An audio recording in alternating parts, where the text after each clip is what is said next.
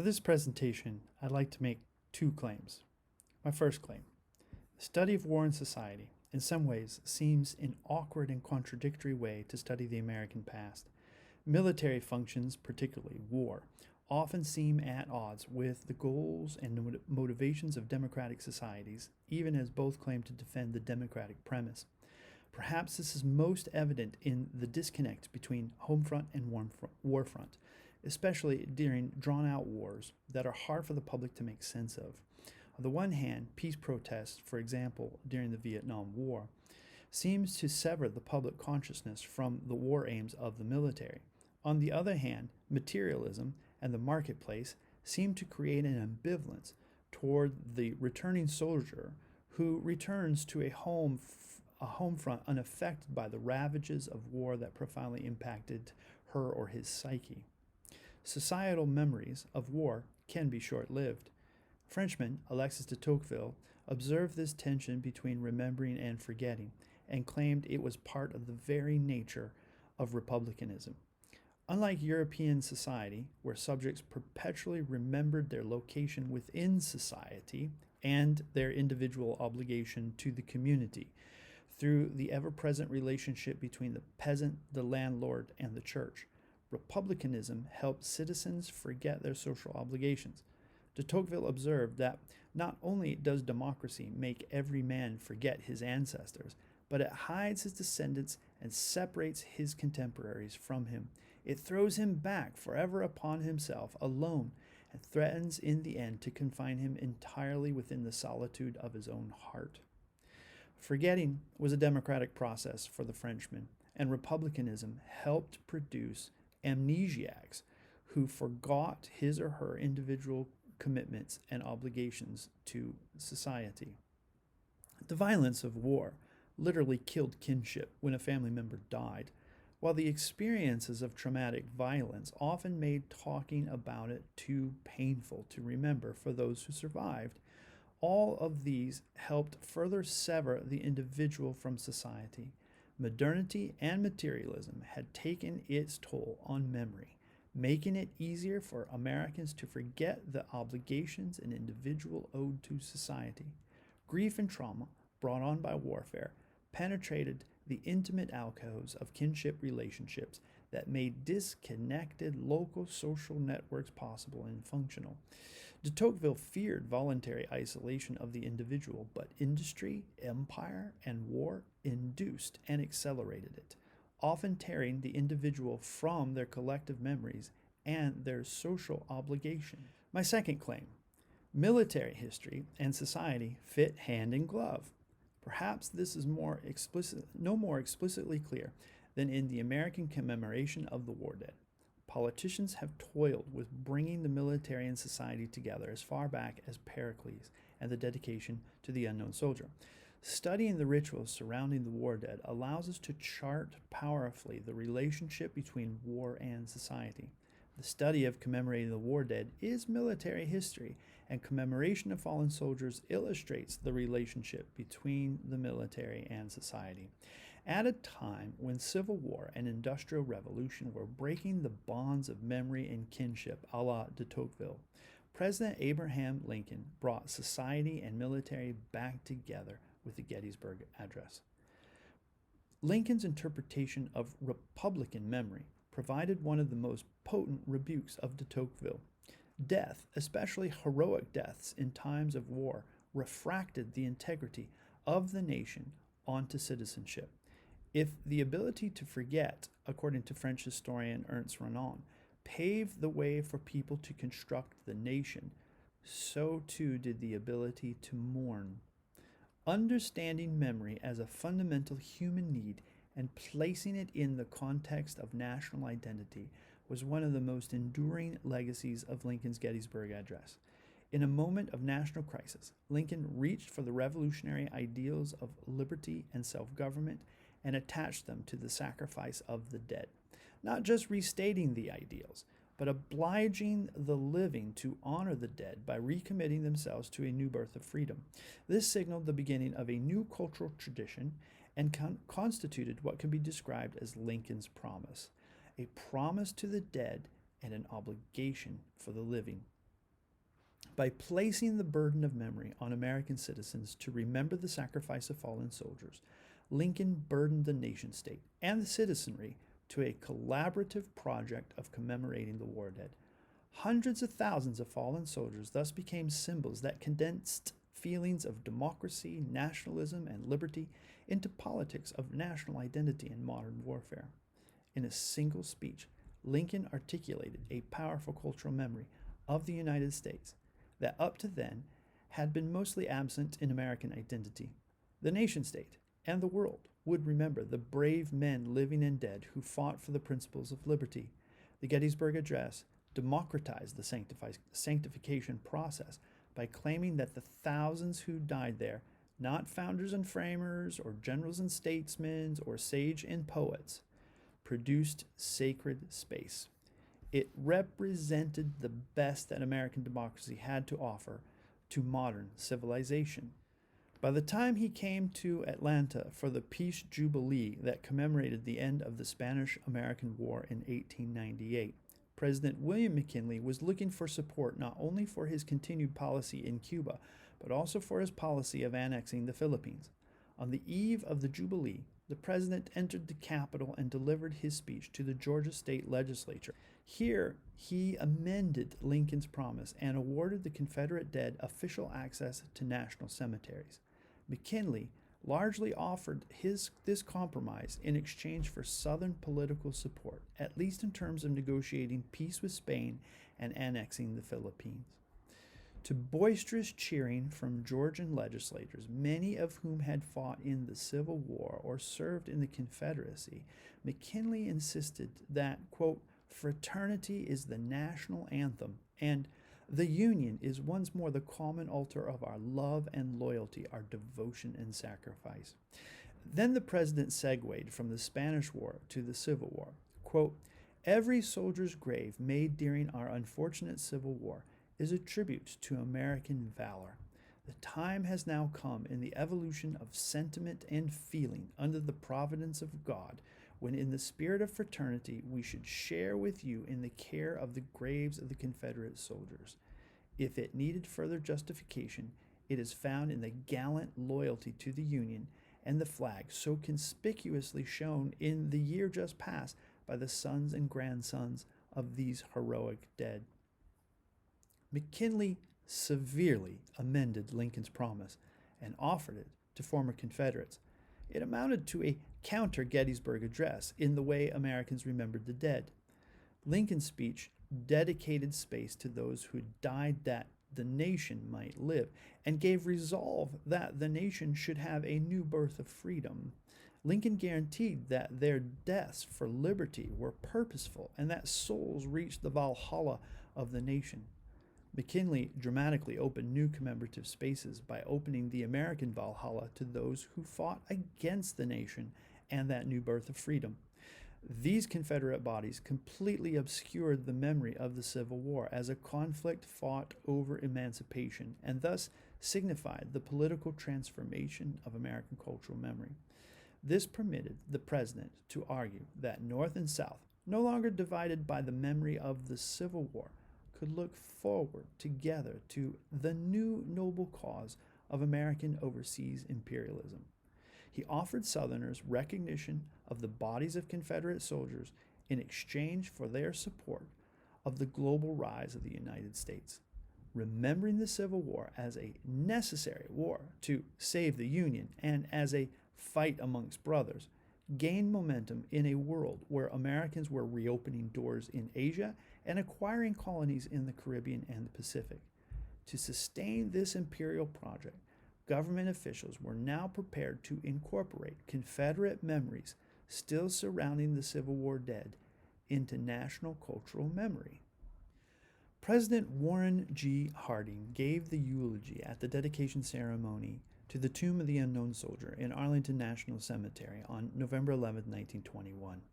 Harding's speech was particularly remarkable because AT&T's newly developed electric public address system passed its first major test, transmitting the president's words through amplifiers to an audience of over 100,000 people at the cemetery. and over telephone lines to 50,000 New Yorkers in Madison Square Garden and 20,000 people at the auditorium in San Francisco, California. This was a coast-to-coast commemorative event, similar to the way that President Abraham Lincoln, without the aid of a microphone or amplifiers, had spoken of the fallen soldiers at Gettysburg as sacrifices for liberty. Harding declared the unknown soldier a symbol of American liberty that stood in for all the other American bodies that remained buried in Europe, lost at sea, or never recovered. While only a handful of people actually heard Lincoln's speech, tens of thousands heard Harding's speech as he spoke the words. Similar to the way Lincoln spoke on behalf of the dead at Gettysburg, Harding substituted his own voice for the voiceless dead man and depicted him as an anonymous hero for the American empire who, quote, fired his shot for liberation of the captive conscience of the world. The materiality of the unknown soldier thus was also for the world, according to Harding. It stood in not just for Americans, but for the millions who died in the war. It was the living's responsibility, quote, to testify undying gratitude and reverence for that thought of a wider freedom. Harding's vocal performance accentuated American democracy and the progress of modernity as a universal pursuit shared by millions of soldiers collectively. The president concluded, quote, standing today on hallowed ground, conscious that all America has halted to share in the tribute of heart and mind and soul to this fellow American, and knowing that the world is noting this expression of the Republic's mindfulness, it is fitting to say that his sacrifice and that of the millions dead shall not be in vain. There shall be the commanding voice of a conscious civilization against armed warfare. An American voice, Harding implied, spoke clearly on behalf of civilization. The world could yet be made safe for peace as well as democracy, as Harding made Lincoln's promise fit into the globalism that the American empire promised to dominate. That voice crossed the 20th century as President Ronald Reagan dedicated the last unknown soldier of the Vietnam conflict in an attempt to cover over the nation's imperialistic failures in Vietnam. Reagan opened his remarks on Memorial Day 1984 invoking the Lincolnian tradition. Quote, when he spoke at a ceremony at Gettysburg in 1863, President Lincoln reminded us that through their deeds the dead had spoken more eloquently for themselves than any of the living ever could, and that we living could only honor them by rededicating ourselves to the cause for which they so willingly gave a last full measure of devotion. Reagan thus invoked Lincoln's promise as the context surrounding the Vietnam War. The president promised, quote, the unknown soldier who is returned to us today and whom we lay to rest is symbolic of all our missing sons, and we will present him with the Congressional Medal of Honor, the highest military decoration that we can bestow. Reagan accentuated the unknown's sacrifice and acknowledged the public's duty to remember him even without knowing his name or biography.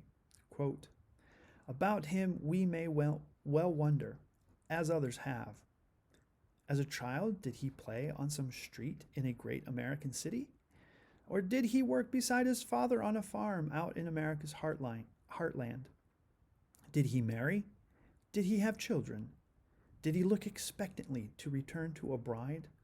We'll never know the answers to these questions about his life. Here, President Reagan was profoundly mistaken, and this Memorial Day dedication laid bare just how much Lincoln's promise had gone on unfulfilled. In the years following, the unknown soldier was made a known soldier, eventually, through artifacts, historical records, and DNA evidence. And although Reagan promised that the lessons of the Vietnam War allowed Americans, quote, to listen to each other and to trust each other again, promising that we've learned that government owes the people an explanation and needs their support for its actions at home and abroad, it has been a lesson relearned not just by Americans, but by all the people of the world. The revealing of the identity of the Vietnam unknown, as Michael Blasey illustrated the suspicions and the mistrust embedded in Reagan's promise to the world just as much as it revealed the erosion of Lincoln's promise at home. Further erosions of the Lincolnian tradition endures as the war against terror rages well into the 21st century and continues to threaten the power of cultural memory to cover over the wounds of imperialism. Sergeant LaDavid Johnson's death just outside of the village of Tongo Tongo in Niger on October 4th, 2017, illustrated how unfilled Lincoln's promise remains. Johnson, who was black, and three fellow white soldiers, Sergeant Brian C. Black, Sergeant Jeremiah W. Johnson, and Sergeant Dustin M. Wright, fell under ambush from fighters loyal to the Islamic State. Sergeant LaDavid Johnson became separated from the others, where he died at the hands of the enemy. Several hours later, American military personnel arrived on helicopters operated by civilian contractors to recover the bodies. They retrieved all but LaDavid Johnson's body, which they could not find. The U.S. military finally located his body 2 days later, nearly a mile away from the ambush site, after children from the village herding cattle stumbled upon the sergeant's remains. At the behest of the military, Johnson's funeral was closed casketed. Maisha Johnson, Sergeant Johnson's pregnant wife, voiced her frustration with the military's handling of her husband's remains. Quote, "Every time I asked to see my husband, they wouldn't let me," she said on a nationally televised interview. "They told me that he's in a severe rap, like I won't be able to see him. I need to see him so I will know that that is my husband," she exclaimed, seemingly losing her faith in the credibility of the military's retrieval process. She questioned why the military would not let her see his remains. "I know my husband's body from head to toe, and they won't let me see anything. I don't know what's in that box. It could be empty for all I know." President Donald J. Trump further inflamed the controversy when he called Mrs. Johnson. His call, she claimed, was poor. She suggested the president, who himself received deferments from military service, did not even know the name of her husband, and his statement that he knew what he signed up for seemed irreverent, if not disrespectful, to the grieving widow. While President Trump denied that this conversation went the way Mrs. Johnson described it, Congresswoman Frederica S. Wilson, a Democrat from Miami and family friend, overheard the conversation and verified Mrs. Johnson's account. This set off a firestorm of controversy across the nation, in which President Trump's White House Chief of Staff and retired military general John F. Kelly dominated a press conference on October 19, 2017, that defended President Trump's handling of the call by attempting to defame Congresswoman Wilson. Quote, "There's no perfect way to make that phone call," Kelly claimed. General Kelly himself tragically lost a son in the Afghanistan conflict in 2010.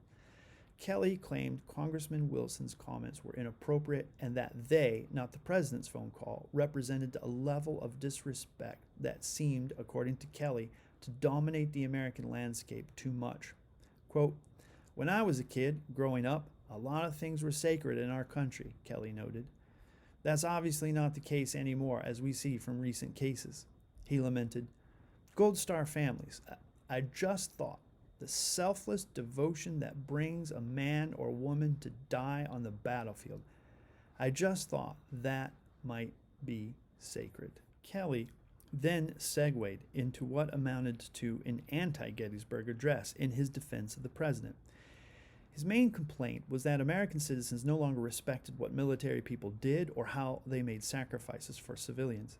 He sketched out a process that the military developed over several of America's wars and updated over the 20th century to retrieve the bodies of the war dead from the field of battle. And then, speaking of the fallen soldiers, Kelly made a stunning accusation. Quote, "Most of you, as Americans, don't know them. Many of you don't know anyone who knows any of them." Before exiting, he reminded the citizenry, quote, "We don't look down upon those of you who haven't served. In fact, in a way, we're a little bit sorry because you'll never have experienced the wonderful joy you get in your heart when you do the kind of things our servicemen and women do, not for any other reason," he lectured, "than they love this country. So just think of that." Kelly's anti-Gettysburg address posed a direct assault on Lincoln's promise. It overtly described a breaking point between military and civilian life that accused civilians of failing in their obligation to understand the sacrifice soldiers made because, according to Kelly, citizens held very little sacred in modern American society, including the idea of sacrifice. At Gettysburg, Lincoln, the first Republican president, promised the military dead that civilians would remember them for their sacrifice. Chief of Staff John Kelly, working for another Republican president over 150 years later, suggested that this sacred promise was no longer in effect. Soldiers volunteered, he accused, despite that civilians reneged on their obligations to remember their sacrifices, even as the Trump administration that Kelly worked for failed to uphold the government's end of the promise to Sergeant LaDavid Johnson's family. The president mangled the attempts to cover over this imperialistic presence in Niger when he failed to explain Sergeant Johnson's death to a grieving widow who demanded answers. And this failure to use the Lincolnian tradition effectively ended with the president's chief of staff blaming Americans for defaulting on Lincoln's promise. What we see now is the relationship between military and society cracking under the strain of a compromised promise and the need for a renewed commemorative structure with new rituals and traditions to bring the military apparatus and society closer together. What is needed is a new cultural memory with new rituals, one that interacts warmly and honestly with American citizens in ways that encourage Americans to think critically about the past and keep the past persistently in the present. Only then can a republic truly fulfill Lincoln's promise.